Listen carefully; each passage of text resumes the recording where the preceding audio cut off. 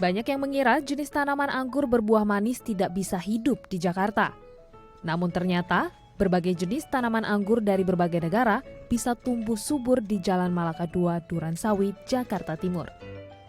Di tanah seluas 400 meter bekas tempat pembuangan sampah ini, kita bisa menjumpai 90 varietas anggur dari belahan dunia.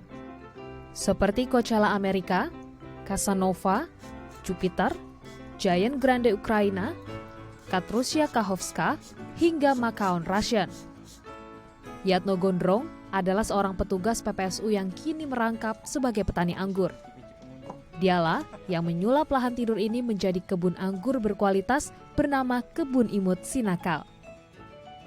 Atas inisiatif dan dana pribadinya pada tahun 2019 lalu, Yatno mengubah kesan kumuh di depan rumahnya akibat lahan terbengkalai yang dijadikan sebagai tempat pembuangan sampah menjadi kebun anggur. Namun siapa sangka, dari 20 jenis anggur yang ditanam, 11 diantaranya tumbuh subur dan berbuah dengan cepat. Lahan yang awalnya sederhana, kemudian dirombak total dengan nuansa kebun ala rumahan.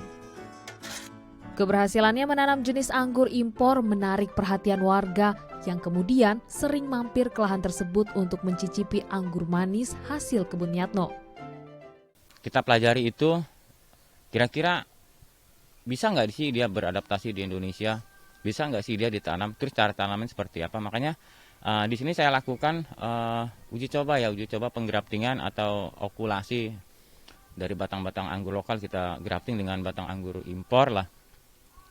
Kita lakukan pengamatan sejauh mana sih, semaksimal mana sih dia bisa tumbuh dan bisa berbuah di Indonesia itu kan. Ternyata lumayan banyak ya.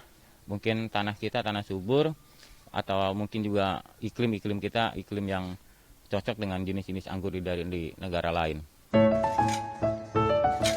Kepiawaiannya merawat tanaman dan budidaya bibit anggur menggunakan proses grafting mendatangkan rezeki untuknya dan 3 orang temannya yang turut mengelola kebun anggur di timur Jakarta ini.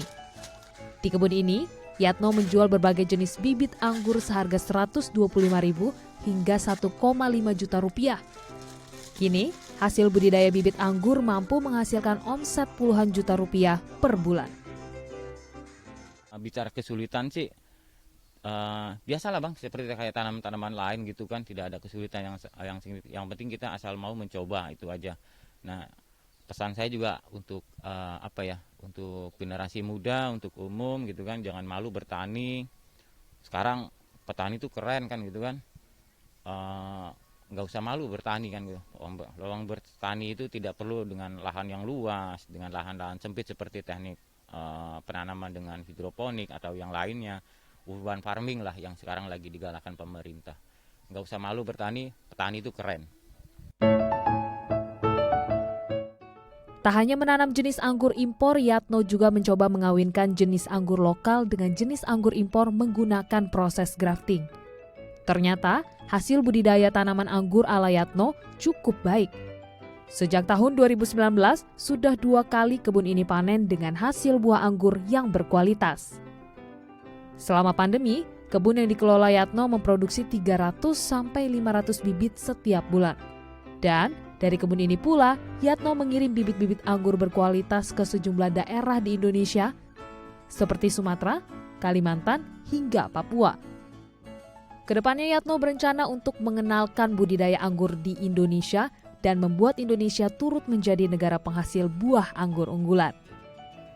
Fikri Aditama, Reski Adrian, The ITV.